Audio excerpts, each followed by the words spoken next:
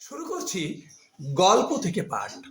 আজ বিশ্বকবি রবীন্দ্রনাথ ঠাকুরের এক রাত্রি গল্প থেকে পাঠ করে শোনাচ্ছি। আজ সর্বশেষ পর্ব। আমি মানব সমাজে নূতন নীতি প্রচার করিতে বসি নাই, সমাজ ভাঙিতে আসি নাই, বন্ধন ছেড়িতে চাই না। আমি আমার মনের প্রকৃত ভাবটা ব্যক্ত করিতেছি মাত্র। আপন মনে যে সকল ভাব উদয় হয় সবই বিবেচনা সঙ্গত। রামলোচনের গৃহভিত্তির আড়ালে যে সুরবালা বিরাজ করিতেছিল, সে যে রামলোচনের অপেক্ষাও বেশি করিয়া আমার, এ কথা আমি কিছুতেই মন হইতে তাড়াইতে পারিতেছিলাম না। এরূপ চিন্তা নিতান্ত অসঙ্গত এবং অন্যায়, তাহা স্বীকার করি, কিন্তু অস্বাভাবিক নহে। এখন হইতে আর কোনো কাজে মনোসংযোগ করিতে পারি না। দুপুর বেলায় ক্লাসে যখন ছাত্ররা গুনগুন করিতে থাকিত, বাহিরে সমস্ত ঝা ঝা করিত, এই শতউত্তপ্ত বাতাসে নিম গাছের পুষ্প মঞ্জরীর সুগন্ধ বহন করিয়া আনিত, তখন ইচ্ছা করিত, কি ইচ্ছা করিত জানি না, এই পর্যন্ত বলিতে পারি, ভারতবর্ষের এই সমস্ত ভাবই আশাস্পদ দিগের ব্যাকরণের ভ্রম সংশোধন করিয়া জীবন যাপন করিতে ইচ্ছা করিত না। স্কুলের ছুটি হইয়া গেলে আমার বৃহৎ ঘরে একলা থাকিতে মন টিকিত না, অথচ কোনো ভদ্রলোক দেখা করিতে আসিলেও অসহ্য বোধ হইত। সন্ধ্যাবেলায় পুষ্করিণীর ধারে সুপারি নারিকেলের অর্থহীন মর্মর ধ্বনি শুনিতে শুনিতে ভাবিতাম, মনুষ্য সমাজ একটা জটিল ভ্রমের জাল। খণ্ড খণ্ড কালো মেঘ যেন একটা কি মহা আয়োজনে সমস্ত দিন আকাশময় আনাগোনা করিয়া বেড়াইতে লাগিল। তাহার পরদিন বিকালের দিকে মুষলধারে বৃষ্টি এবং সঙ্গে সঙ্গে ঝড় আরম্ভ হইল। যত রাত্রি হইতে লাগিল, বৃষ্টি এবং ঝড়ের বেগ বাড়িতে লাগিল। প্রথমে পূর্ব দিক হইতে বাতাস বইতেছিল, ক্রমে উত্তর এবং উত্তর পূর্ব দিক দিয়া। এ রাত্রে ঘুমাইবার চেষ্টা করা বৃথা। মনে পড়িল, এই দুর্যোগে সুরবালা ঘরে একলা আছে।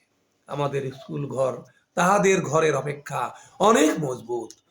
কতবার মনে করিলাম তাহাকে স্কুল ঘরে ডাকিয়া আনিয়া আমি পুষ্করিণীর পাড়ের উপরে রাত্রি যাপন করিব, কিন্তু কিছুতেই মন স্থির করিয়া রাত্রি যখন 1টা-1:30 হইবে, হঠাৎ বানের ডাক শোনা গেল। সমুদ্র ছুটি আসিতেছে। ঘর ছাড়িয়া বাহির হইলাম, সুরবালার বাড়ির দিকে চলিলাম। পথে আমাদের পুষ্করিণীর পাড়, সে পর্যন্ত যাইতে না যাইতে আমার হাঁটু জল হইল। পাড়ের উপর যখন উঠিয়া দাঁড়াইলাম, তখন দ্বিতীয় আর একটা তরঙ্গ আসিয়া উপস্থিত হইল। আমাদের পুকুরের পাড়ের একটা অংশ প্রায় 10-11 হাত উচ্চ হইবে। পাড়ের উপরে আমিও যখন উঠিলাম, বিপরীত দিক হইতে আর একটি লোক উঠিল।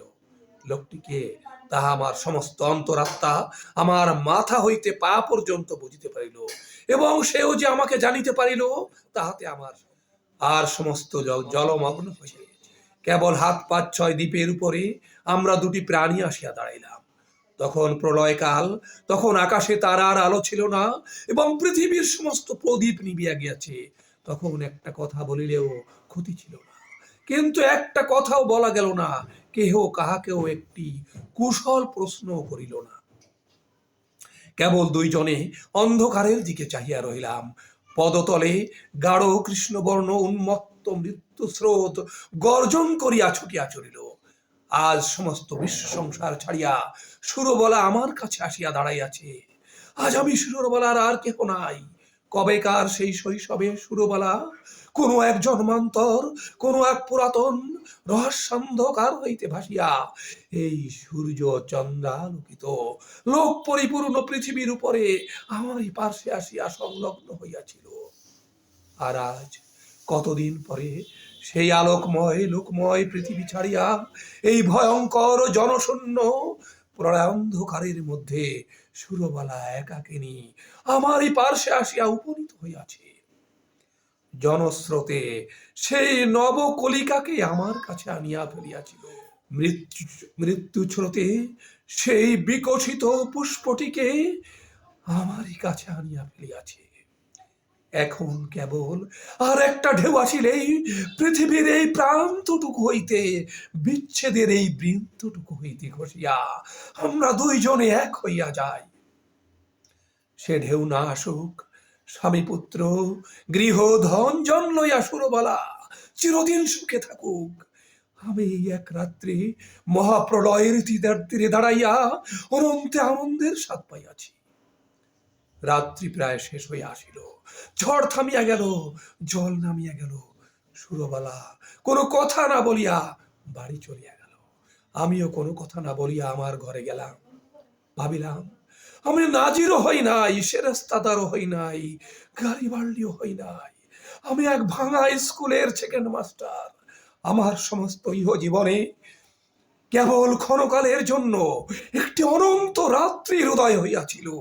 আমার পরমায়ুর সমস্ত দিন রাত্রির মধ্যে সেই একটি মাত্র রাত্রি আমার তুচ্ছ জীবনের একমাত্র চরম সার্থকতা।